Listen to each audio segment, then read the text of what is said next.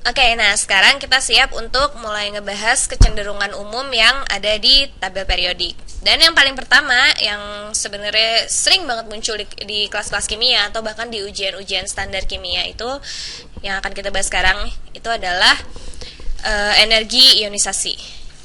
Ionization energy. Ini energi ionisasi. Apa sih energi ionisasi itu? Intinya sih ini energi yang dibutuhkan untuk melepaskan satu elektron dari versi atom yang netral. Jadi energi ionisasi ini adalah energi untuk melepaskan elektron. Energy to remove an electron. Nah, kalau kalian nggak tahu ion itu apa, kayaknya ini waktu yang tepat untuk ngejelasin ya. Jadi kita bisa benar-benar ngerti konsep ionization energy ini. Jadi ion itu intinya atom atau molekul apapun, dan nanti kita akan bahas kok soal molekul. Molekul itu sebenarnya cuma kombinasi atau sekelompok atom yang terikat satu sama lain dengan cara tertentu. Nah, nanti kita bahas tentang ikatan atom di video selanjutnya. Tapi ini adalah atom atau molekul di mana jumlah proton tidak sama dengan jumlah elektron. Kalau jumlah protonnya nggak sama dengan jumlah elektron, berarti atomnya punya muatan kan? Kalau atom punya lebih banyak proton daripada elektron, atomnya kan akan punya muatan positif kan? Oke, katakanlah kita punya hidrogen. Normalnya kan atomnya netral, nggak punya muatan kan ya. Tapi katakanlah kita ambil satu elektron dari atom tersebut. Jadi sekarang kita punya satu atom hidrogen plus satu elektron. Hidrogennya, elektronnya kan cuma satu kan hidrogen. Jadi sekarang hidrogennya cuma punya satu proton di dalam tanpa punya elektron sama sekali di luar nukleusnya. Jadi sekarang dia punya muatan plus satu. Kita bisa mulai tulis minus satu di situ. Nah, yang kita lakukan di sini di prosedur atau reaksi ini adalah kita mengionisasikan hidrogen, melepaskan elektron ini kan dari hidrogen ini. Kita melepaskan satu elektron, itu namanya mengionisasikan. Dalam kasus ini, tipe ion ini yang hidrogen ini nih, dia kan jumlah protonnya lebih banyak daripada elektronnya. Dan ini namanya adalah kation. Kation adalah sebuah ion yang punya muatan positif. Sekarang bisa aja kan ada situasi di mana kita punya katakanlah kita punya ambil satu elemen deh, misalnya klorin, Cl kan ya, Cl ya, dalam bentuk yang stabil dia punya 7 elektron valensi.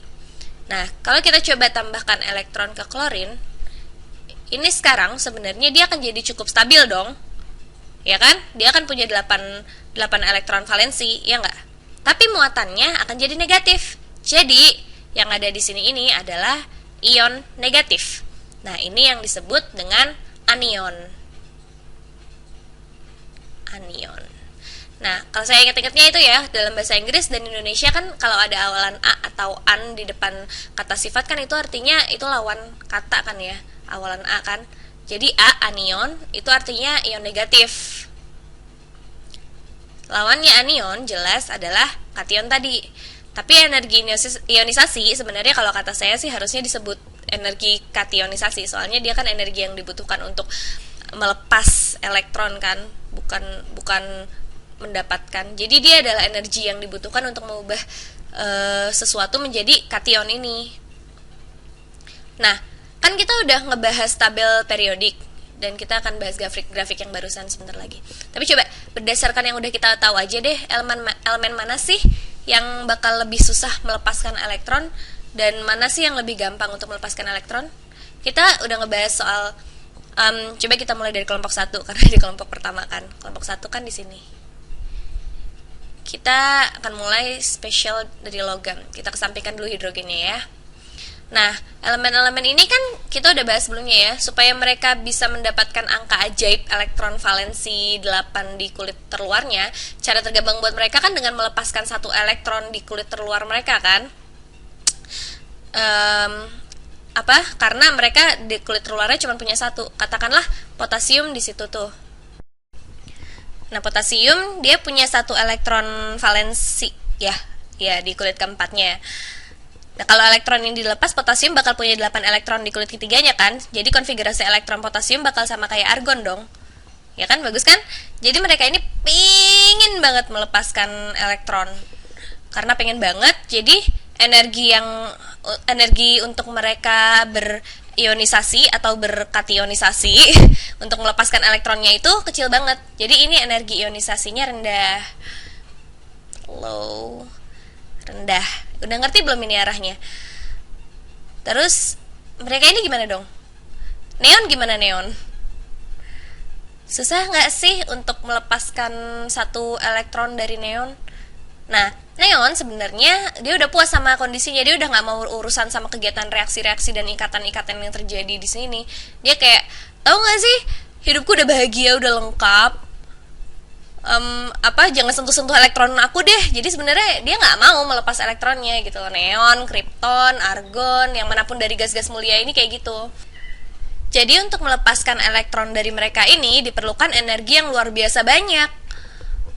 Singkatnya butuh energi ionisasi yang tinggi. Hai.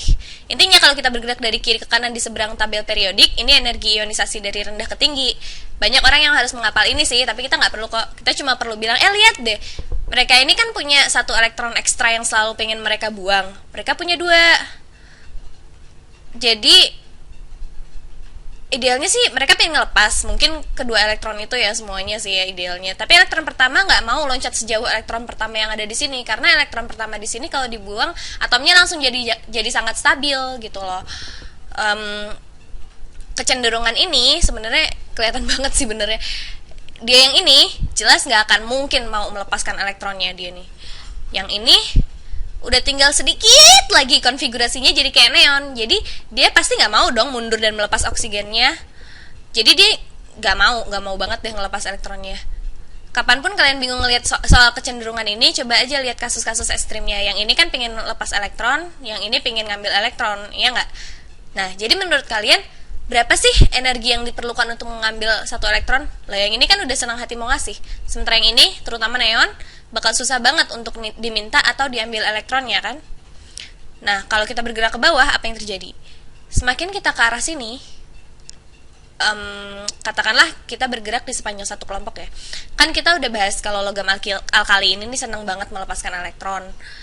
Nah, tapi semakin kita turun, awan elektron yang di sekitar nukleus itu makin besar dan makin besar kan. Kita bisa bilang elektron ke 55. Ya, kan ada 55 proton ya kalau atom cesium ini netral, berarti kan jumlah sama kan elektronnya. Elektron ke-55 ini benar-benar sangat jauh dari nukleus atom dibandingin jarak elektron ketiga di lithium. Misalnya lithium. Jadi ini elektron ke-55 nggak cuman dia pingin dilepas aja, tapi bahkan tertariknya dia ke nukleusnya itu jauh lebih lemah daripada elektron yang di lithium sini. Karena atom ini semakin besar dan besar seiring kita bergerak ke bawah satu kelompok, elektron itu akan semakin jauh kan dari nukleusnya. Nah ini dia pengen banget melepas elektronnya, jauh lebih pengen daripada lithium kan ya. Jadi kecenderungannya energi ionisasi itu makin rendah seiring kita bergerak ke bawah. Meskipun xenon lebih pengen mempertahankan elektronnya, dia lebih gampang melepaskan elektronnya dibandingkan neon. Nah intinya energi ionisasi energi yang dibutuhkan untuk mengionisasikan atom akan makin besar semakin kita bergerak ke atas, semakin besar dia atas, ya kan? Kalau merasa kalian bakal lupa, nggak perlu dihafal kok. Oke lah, kalau dihafal bakal membantu banget pas ujian kimia. Tapi ntar pas umur 42 tahun terus ada yang nanya, mana sih yang energi ionisasinya lebih tinggi, cesium apa fluorine? Kita mungkin aja kan udah lupa. Tapi ketika kita lihat di tabel periodik, kita bisa bilang dengan yakin, oh cesium ini dia punya elektron 1 yang pingin banget dia lepasin. Kenapa? Karena dia jauh banget kan posisinya dari nukleus. Elektron yang ke-55 ini dia bener-bener pengen lepas sebenarnya. Sementara fluorine, elektron yang ke-7 itu dia yang 9 itu cuma butuh 1 elektron lagi. Katakanlah neon lah. Neon kan udah bahagia banget kan, elektronnya semuanya konfigurasinya udah stabil. mereka juga dekat banget sama nukleus. Jadi dia tertarik ke proton dengan cukup kencang. Mereka pasti nggak mau ngelepas elektronnya. Jadi kalau kita ngomong soal energi yang diperlukan buat ngelepas elektron, cesium tuh pasti bakal rendah. Terus di helium ini dia sangat tinggi energinya. Itu kecenderungan ini. Ini bakal sering kita lihat kesediaan elemen ini untuk melepaskan elektron. Dan ini adalah seberapa parah atom-atom pengen merampok elektron atau mempertahankan elektron buat diri mereka sendiri. Yang di sini, ini sebenarnya saya dapat gambarnya dari Wikipedia sih. Ini adalah pengukuran energi ionisasi yang benerannya. Orang-orang melihat pola yang muncul lewat kecenderungan ini. Saya nggak yakin apakah mereka benar-benar melihat energi ionisasinya, tapi mereka melihat melihat pola yang ada di sini. Kata mereka, lihat deh, semakin kita menambahkan jumlah proton di atom-atom ini dan jumlah elektron mereka, ada pola berulang nih, ya kan? Pola berulang ini nih. Jadi katakanlah ini hidrogen. Jadi energi ionisasi hidrogen itu sekitar 13,5 elektron volt, kan? Elektron volt itu unit energi. Dia bisa kok dikonversi ke joule. Nah, tiba-tiba helium jadi jauh lebih stabil kan. Masalahnya untuk melepas elektron kedua dari helium itu energinya bisa hampir 2 kali lipat karena dia udah stabil gitu loh. Tapi begitu ini dilakukan, begitu kita bergerak dari helium di titik ini, itu adalah lithium. Lithium nomor atomnya 3. Coba saya masukin ya. Ini lithium. Tiba-tiba untuk melepaskan elektron dari lithium dia cuma butuh berapa? 5 elektron volts. Jadi kurang dari setengah energi yang dibutuhkan oleh si hidrogen. Nah, semakin kita bergerak ke bagian kanan tabel, energi ionisasinya akan semakin tinggi. Gitu. Nanti bisa kita bahas lebih dalam mungkin di video. Tapi energi ionisasi semakin bertambah sampai kita mencapai neon. Ketika kita mencapai neon itu kan gas mulia. Dia udah bahagia kan. Terus kita tambahin 1 elektron. Kita sampai di sodium kan. Kita bisa bilang, oh sekarang sodium, gampang banget dong ngambil elektron dari dia. Nah terus energi ionisasinya turun deh, drop. Gak cuma turun, bahkan di sini dia energinya sampai sedikit di bawah lithium. Nah inilah yang namanya kecenderungan umum. Jadi ini gas mulia di sini nih. Coba geser biar bisa kelihatan semuanya di video ya. Helium susah banget untuk melepaskan elektron ke-8-nya kan. Susah banget juga. Neon tapi sedikit lebih gampang. Itu karena neon sedikit lebih besar, jadi elektronnya jadi berjarak sedikit lebih jauh kan dari nukleusnya. Argon polanya sama, tapi sebenarnya menarik. Argon itu sebenarnya nggak terlalu berbeda dari oksigen loh. Terus kripton sama lah, susah juga melepaskan elektronnya, tapi nggak lebih susah untuk melepaskan elektron kripton daripada dari hidrogen. Nah, terus kita bergerak terus sampai ke radon. Nih dia, radon. Nah, kalian bisa lihat kan kenapa sih jarak antara ini bertambah? Kalau kalian ingat tabel periodik, tiba-tiba begitu kita bergerak ke argon, terus kita punya seluruh elemen di blok D kan yang masuk nih.